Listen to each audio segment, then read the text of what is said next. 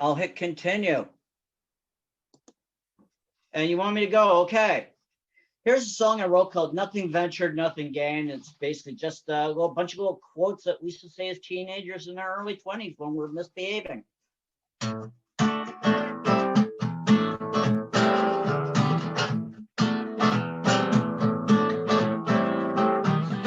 One step out of town. Now I'm running miles, baby. You gotta take that first step. Nothing ventured, nothing gained. Nothing ventured, nothing gained. Nothing ventured, nothing gained. Seconds turn into minutes. Hours into days. Don't let you lie. Slip away. Yeah, yeah, yeah, yeah, yeah. Nothing ventured, nothing gained. Nothing ventured, nothing gained. Gotta take chances while you can. Gotta take chances while you can. Gotta take chances while you can. Nothing ventured, nothing gained. No, no, no.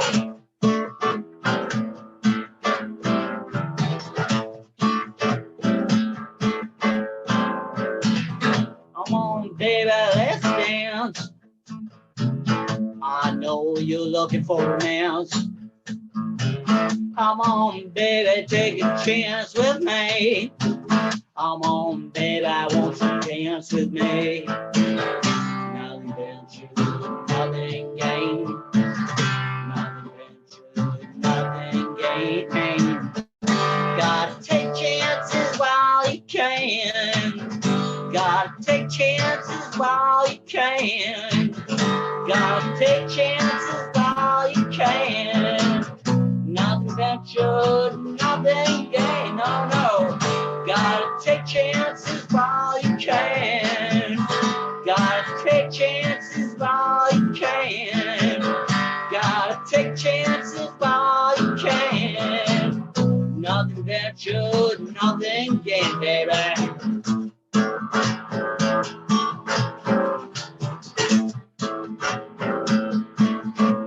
No, no, no.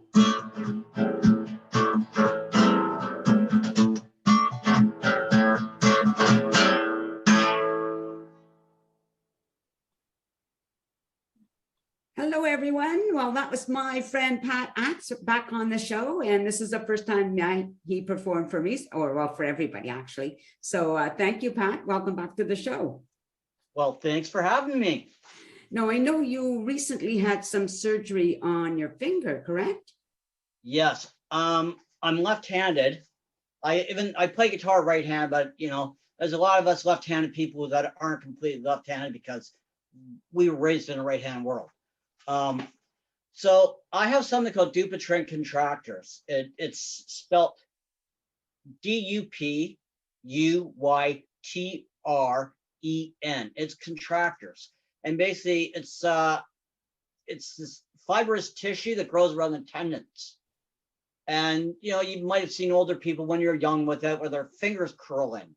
My baby finger was, you could see my baby finger's kind of got a bit of a bend, but it was bent over like this, and it was bent over like that. So basically this tissue, it's like fibers wrapped around the tissues, and it pulls. Like in the old days, people go, I had bands wrapped around the tendons in my hand, right? Right. So basically, the only way, and it's not something, it's not from diet, it's not from being, you know, not from eating too many sweets, it's not from smoking, and it's not from this, it's not from that. It's just hereditary. It's nicknamed Viking's disease. Oh, okay. And it happens to people with Northern European heritage. Oh, that's my heritage is English, Scottish, and French from Brittany, France. So it's like all Northern European. Mm. Wow. So I had it in this hand too. I've actually, this is my third surgery. I had a surgery in my hand about 4 years ago. Right.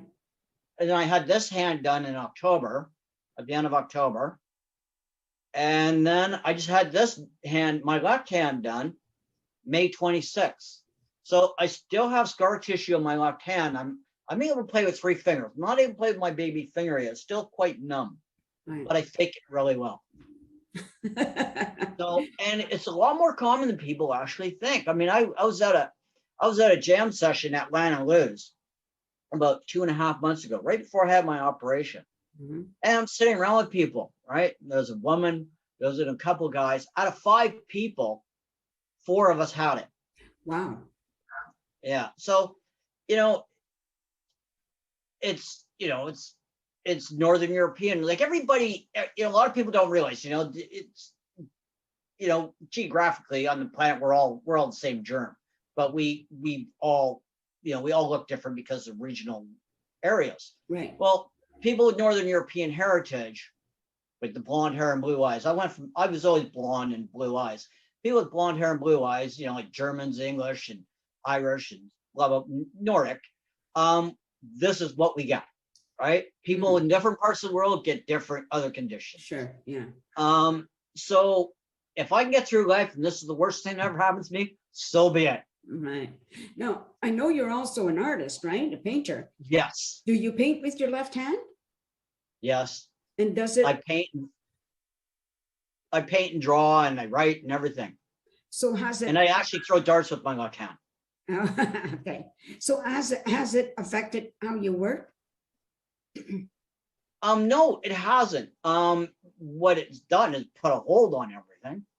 My life has been basically, we came out of the pandemic, right? I did a couple of gigs last October. Then it's like, okay, you're getting this operation that, I can't remember what it was, October 22nd or whatever. So it took me out of commission. So basically my life was, but that was just in the center of my, like right here. So I was still able to strum. Okay. Okay. Even though I wasn't supposed to, I was still doing it. Yeah. Well, excuse me. But what about being able to paint? When I had the bandages on and everything else, my hand was like, when I had the cast on my hand, I couldn't do anything. Because I hold a pen or a pencil like this. Right. Right. And I write backhanded too, right? Okay. So I'm always dragging the bottom of my hand. If you never notice people are left-handed, they always have dirt on this side of their hand. So they're dragging their hand through what they just written. I do that and I'm right-handed, but I always have that same thing. So now when it was at worst, was it frustrating for you? Make you anxious or anything? Well, when I had it, before I had the operation, I couldn't straighten my hand. Like simple things like wiping the table, getting a washcloth and wiping the table, sticking your hand in your pocket, reaching for your keys in your left hand pocket, like with the finger curled like this, or putting a slide on or doing certain things. Like I couldn't do this. See, I got access to my baby finger now. I didn't have that before. I was basically playing with these 3 fingers as opposed to 4. Yeah. So it basically, I had to adjust my playing. So you said though, in your little finger, it's very numb. Is that going to go away? Oh yeah, it's going to go away. Yeah, it's just a matter of getting it. I just have to I'm just working on it, working on it. It's just, I'm going to get a rubber ball and start betting. But because the operation was like, I don't know if you could see it or not, but right in there, right in the little crook of your finger. Yes. The first crook. That's where that's where the Dupuytren's was taken out. Okay. So that's still like scar tissue and it's frozen. The healing time is just over 3 months. It's been like 2 months. Right. Wow. So I'm pushing it. Yeah. I do that all the time. So other than that, what have you been up to during this time? Well, it's summer. We went camping with the family. And then we had a week off, and then we've had the granddaughters for a week. And my granddaughter just turned 9, and the other one's going on 7. So we've been pretty busy. And I work part-time because, and basically trying to get some gigs. I got a gig next week at a place called My Pub out in Coquitlam. Oh, good. Glad to hear it. And I'm doing it as a trio, just myself on guitar, my buddy Andrew, who plays in the Pat Axe band, on second guitar, and Paul Lund, who's a harmonica player. So basically, it's a trio. It's without drums and bass because the room's small. Yeah. It's nice. It's just one of those rooms that really, it's like playing in a cottage. It's like a mansion, but everything's wood. So everything just, it's like a giant speaker box. You don't need a band in a room like that. Right.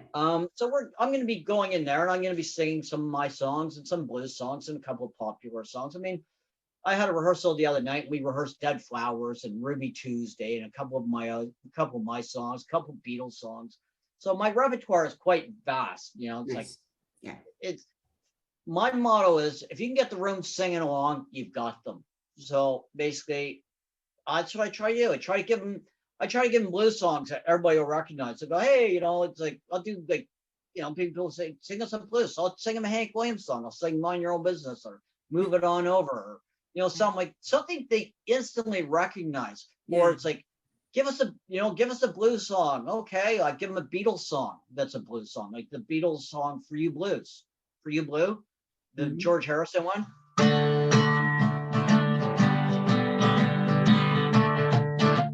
Everybody recognizes that one. Yeah, yes. You know, and it's like, so you don't have to, you know, if you're a blues player, you don't have to look for the obscure stuff. I learned this a long time ago. The most important person in the room is the audience, and you want them singing along. You want them sticking around. You want them tipping the waiter. You want them saying, hey, when's Pat going to be back? That's my goal. Yeah, for sure. So how long have you been performing? I've been playing guitar for 52 years. I started playing, I guess, the fall of 1969. I was in grade 8. Okay. So I went from guitar to bass. Then I took piano lessons. Then I went back to guitar. So I got serious when I was about 17. But I'd already known how to play chords and, you know, play all those simple little lines like.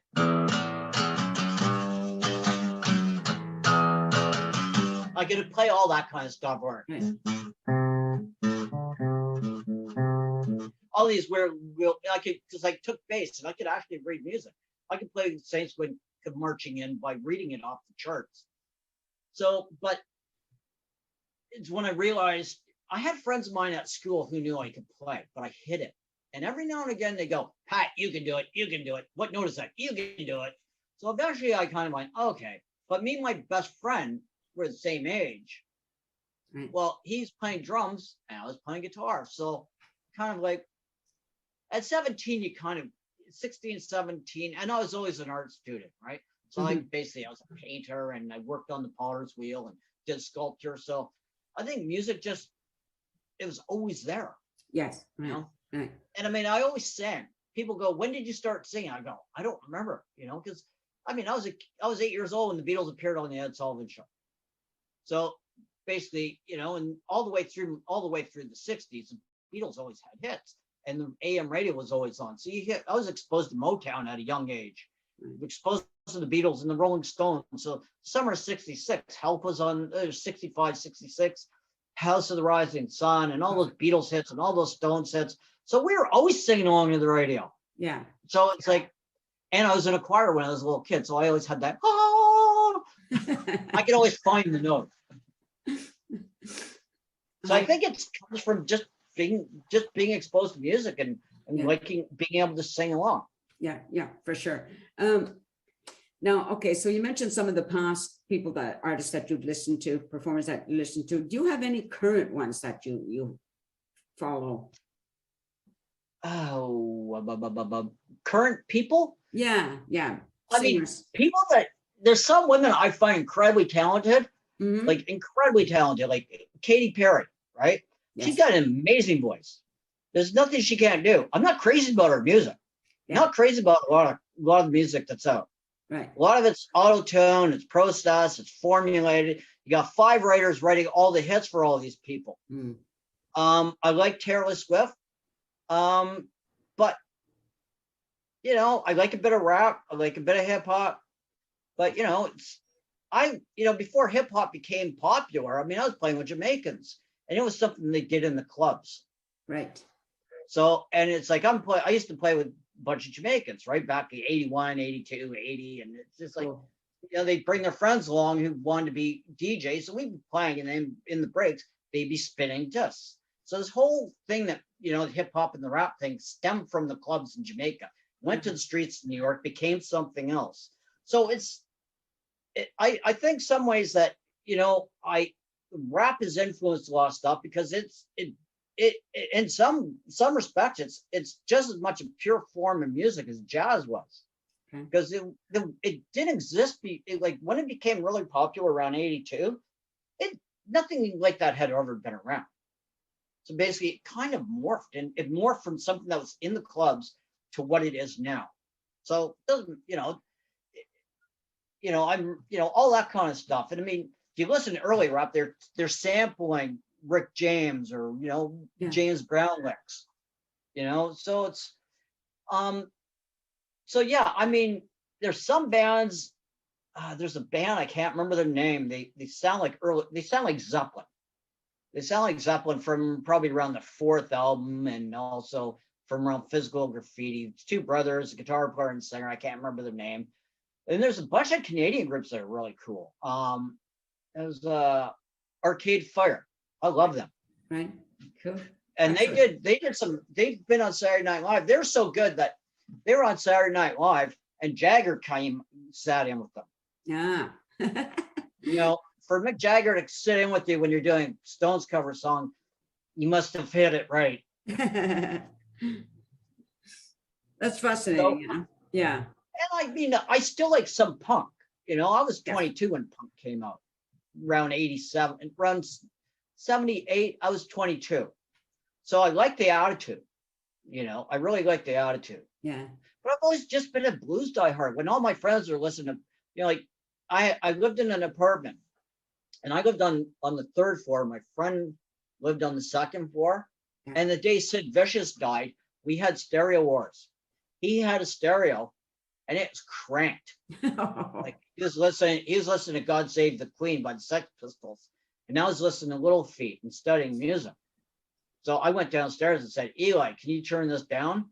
And we became friends, but it wasn't always friendly. Right. He was into punk and I was into blues. Right. Yeah. I didn't, and we argued just for the sport of it.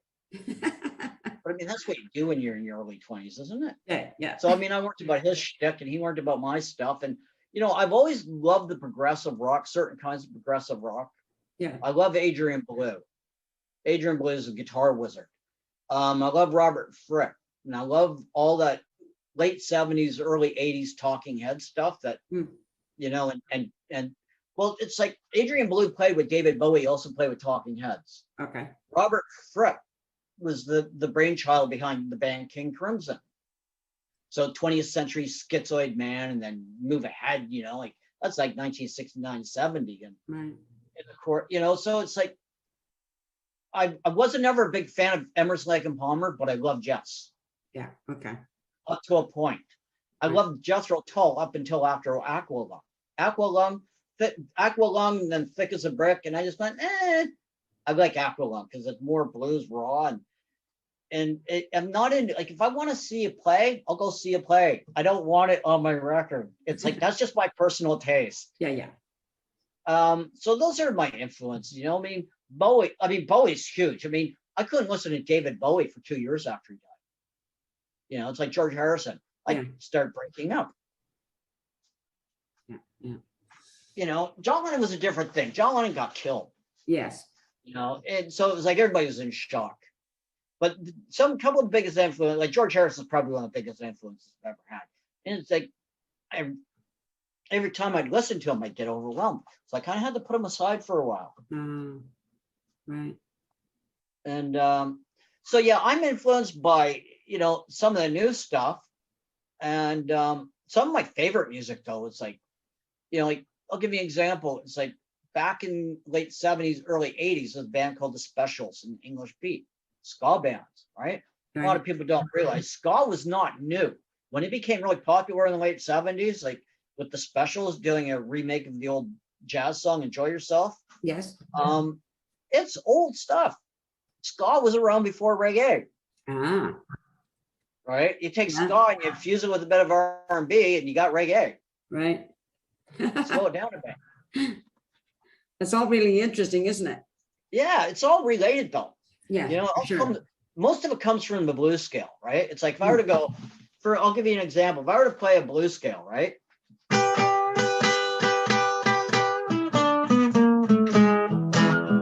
Right? I could put any rhythm to that. I'd go. Oh yeah. Right? Take it to Jamaica or, you know. It's all the same. It's all the same notes. You got, That's it's cool. That's, it's like it's a number system. Like in the blues, you flatten your seventh and you flatten your third. Okay. Right. But other than that, it's like all the scales are relative. When you learn the relatives, it's it comes right down to it. It's just music. I mean, if I sat down and really examined it, there's so many connections between African music and Celtic music. It spin your head. And it really is. That's the thing. It's like people go, oh, what's this? It's that. And people that are musicians do not like labels. Right. That's the one thing. It's like that's why I love listening to interviews with Keith Richards, because you listen to Keith Richards, he'll break it down for you. He goes, listen to old Welsh tunes, right? And listen to from some African stuff. Yes. It's like they are so similar. It's unbelievable. Ah. Yeah. That is so fascinating. It's really fascinating. Well, I think we're going to end it there. And I just want to say thank you for opening by performing and tell everybody again the name of that song. Oh, my song is Nothing Ventured, Nothing Gained. And I have a recording of it, which I haven't decided whether I like the mix on it or not. Okay. And it's the lyrics haven't changed, but and the arrangement's there, but if somebody would take it and mix it and take it out of my hands and do a number on it with the existing tracks, and if I wasn't able to argue about it, I guess it would have to, because it's one of those songs I wrote and it's like I fought with it. It wasn't like I fought with it. It's made up a bunch of different pieces. I call it my kitchen sink song. Right. And when it was finished, I didn't realize it was finished. I went, oh, it's got to be something else. And that's one of my, actually, it's one of my favorite tunes that I've written, because it kind of has a positive spin. Yeah. Just go out and take a chance. Yeah, for sure. For sure. Well, I just want to tell everybody now you're in Vancouver, right?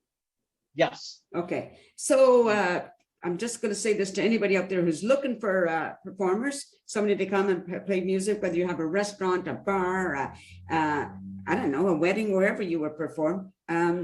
Just, contact Pat Axe. He's on Facebook. And I don't remember, Pat, if you have a website. Do you? I'm on YouTube. Oh, okay. Okay. I'm on YouTube, and you can find me on Facebook. Right. I'm working on, I got my friend Sean Stubbs, who you interviewed a little while ago. He's setting up a website for me. Good. On Bandzoogle. Okay. So it'll be Pat Axe Band at bandzoogle.com or something like that. Cool. So, I've got a bunch of stuff in the works, and I've got my band going. I've got about six gigs coming up. But you can always use more gigs. I'm easy to find. Just Google me and, just Google my name and you'll get Facebook, you'll get YouTube. And I'm, if you want to chat with me, find me on Facebook. It's attached to my iPhone. I will have a conversation with you. There you go. Okay, thanks, Pat. And thank you, everybody, for watching. I hope you do contact Pat. Because he's a good, he's got some great music here to listen to, right? You got a little sample of it, and that's just a tiny little sample of what he does. So anyway, take care, everybody. Be nice and peace out. Thank you. A sense of community till it wax a place to be. A sense of community where you're free. Rolling through the mountains, rolling through the valley, rolling through paradise with me. It's multicultural, you're sure to see it all. Chilliwack's the place to be, you'll see. Come party in the park, go dancing after dark. Chilliwack's the place to be, you'll see.